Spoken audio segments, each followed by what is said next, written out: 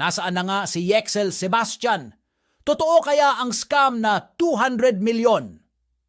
Ayon sa kumpirmasyon ng Bureau of Immigration, umalis na ng bansa si Yexel Sebastian, isang dating mananayaw at kolektor ng laruan, kasama ang kanyang kasintahang si Mickey Agustin.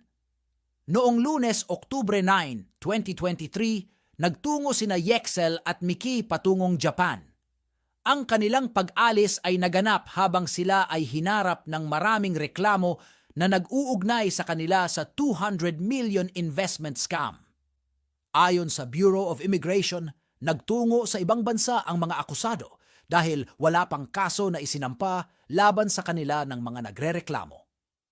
Ngayong Martes ng umaga, Oktubre 10, 2023, nagbahagi si Sebastian ng isang video at paliwanag ukol sa mga seryosong aligasyon laban sa kanya at kay Mickey.